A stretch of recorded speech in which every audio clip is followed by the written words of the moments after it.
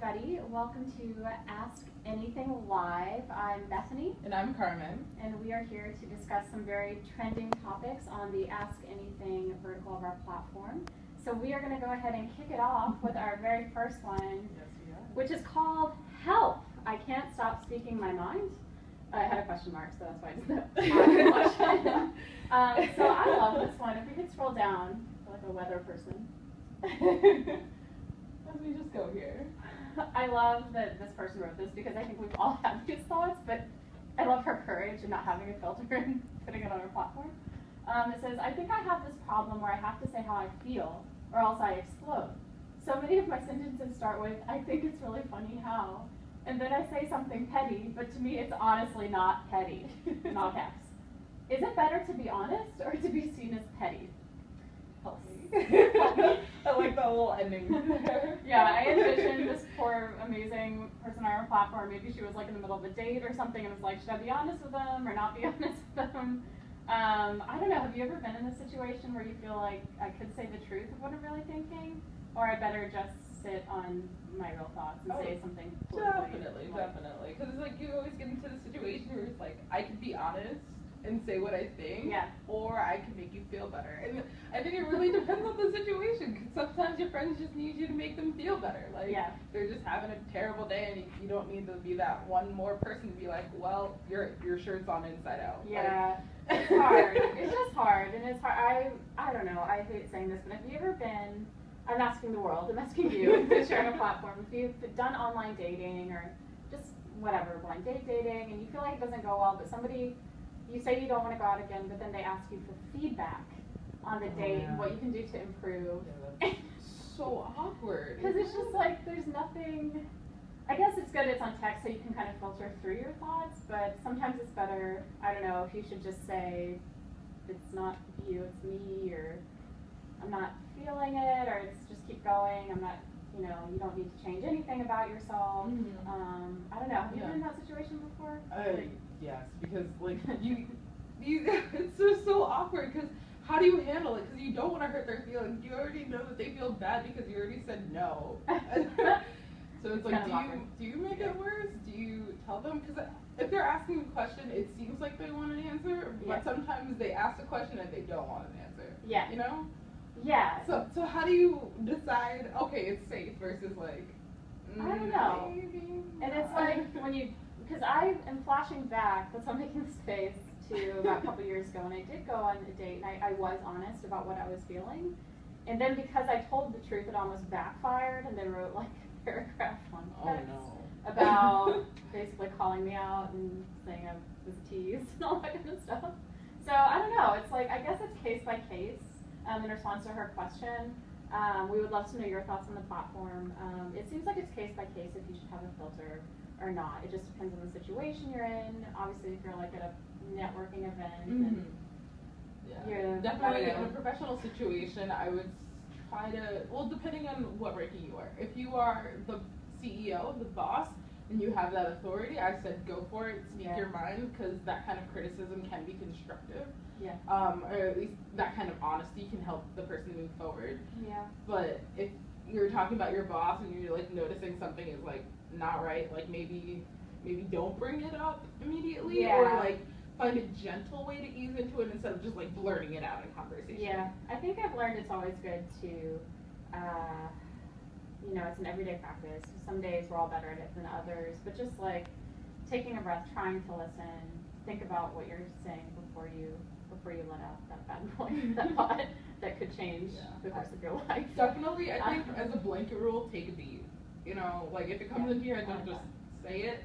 It might be your urge, you might feel like you're gonna explode, but maybe like hold off exploding for like 2 seconds and be like, is this alright? Maybe not. So with that note, let's take a beat.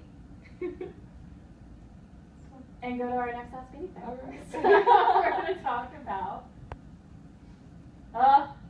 back to dating. I'll let you kick this off. Yeah, so this person, Mandy, is asking, what do healthy relationships look like for young people? And I think this is a really important question because the world is changing, obviously, and the way people communicate and the way people have started to date now is so different. than like when my parents were growing up. I know, and I talk about this a lot on the platform. We'd love to know your thoughts, of course, but am I crazy in thinking that commitment, the definition of commitment is changing? And I feel like, I don't know if it's because of online dating and just technology, people just aren't as, willing to commit, and I don't know what's happening in this trend. So it makes it, is a healthy relationship now where I even talked to somebody recently where they were just like, yeah, you can be with somebody, but if you want to try something with somebody else, your partner will understand. So it's like, but to me, I just see, I don't know, there might be some issues that come up with that, but at the same time, I think communication is a huge part of that, because I think people are of the opinion now that like because dating is so easy, because there's apps like Tinder, Bumble, Coffee and Bagel, like all of those, they have Christian Mingle, like all of those. All of those different sites makes it easier to meet people in your area, because especially like in New York, there's millions of people, but like you're not going to turn to the person next to you on the train and talk to them every day. But I think that if you are the kind of person who doesn't want to commit right away or doesn't want to just date one person, I think having that communication is vital, because if one person thinks you're exclusive and the other one is just like, nah, I'm just dating her on the side, like that's going to cause some problems. Some real tension. Like it doesn't matter who's doing it, the guy or the girl, it's going to cause a problem.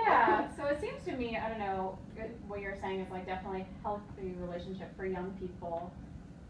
Maybe for all people, is communication, right? I don't know. I'd love for you to put, what are the elements you think on the platform, and answer this question. I believe it's number 37 or 38 on Ask Anythings right now.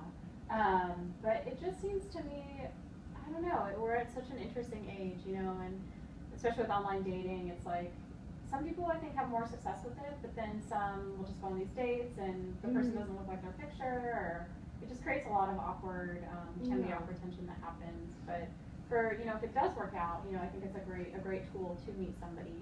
But it feels like a healthy relationship, communication, what else? Like communication, honesty is a huge part of it, because you can talk as much as you want, but if you're not showing like your true self, then it's going to be taking it's going to be very fake. Exactly. Letting them out. It's always easy to all connects together. So sometimes in those relationships, maybe you should not have a filter, and say what's on your heart. And but if you're ever afraid to say something, it seems like that is a signal that there might be something off in the relationship. So I think in a nutshell, you're right that communication is the most important aspect. So I think it could lead to some like interesting developments in a relationship. Honestly, because you can find out something new about that person and be like, oh, they actually like to go skydiving. That's a new thing we can do together. I know, and it's great. It's really fun. I mean, why not? Go hiking, ride on a camel, whatever. It's like you can explore new things together. So awesome. Well, this leads us into our next one, which kind of talks about, okay, so we went through the filter thing, into the relationships, and now what happens if you're in a bad relationship? That was like an imaginary graph that I just did for us. So what if you're in an unhealthy relationship that is domestic abuse?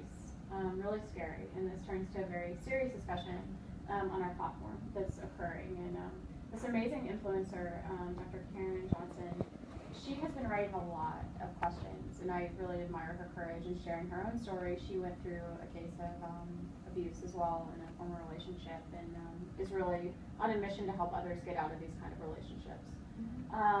This one was all about, do I look like a victim of domestic abuse? This one was really about, do we put people in categories and just make judgments of certain people that look like they've been abused, and when really anybody could be a victim of it.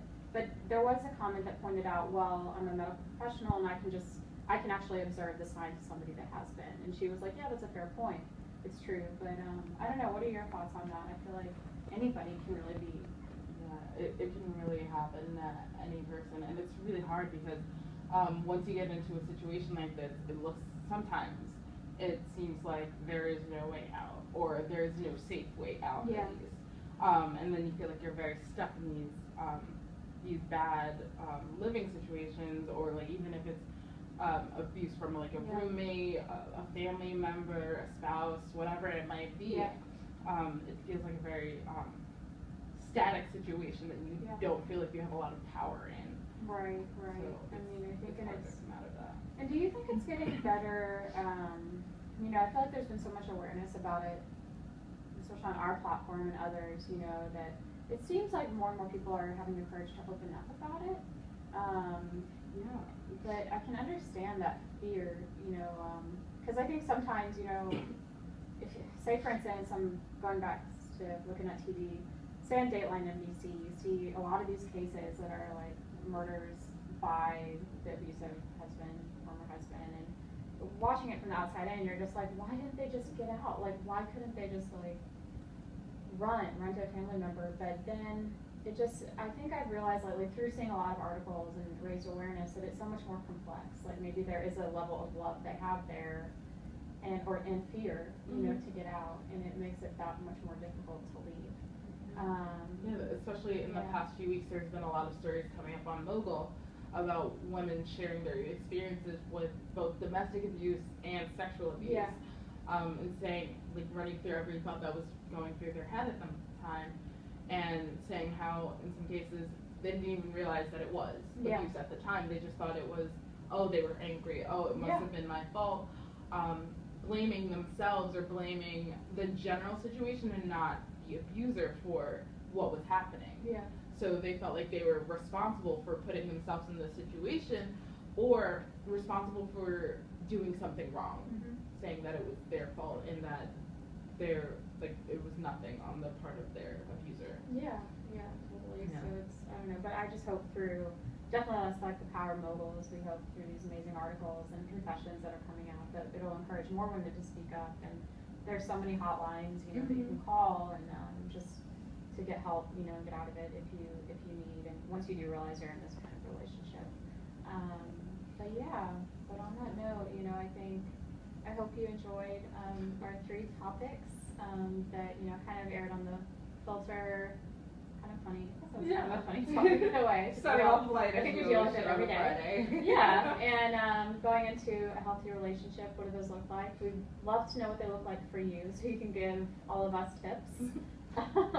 And then lastly, definitely we hope, you know, this kind of helps hopefully encourage some more women to speak up about what they're going through. And I do want to say on Mogul, you can write under a pen name if that makes you feel more comfortable, and that's totally cool. So thank you so much for joining us on Ask Anything. Yes, hopefully we'll have theme music next week, so we're thrilled about that. And also, feel free to post anything that you're concerned about, anything you have questions on our Ask Anything page on Mogul, and we'll talk about it next week. Absolutely. Yay. Bye.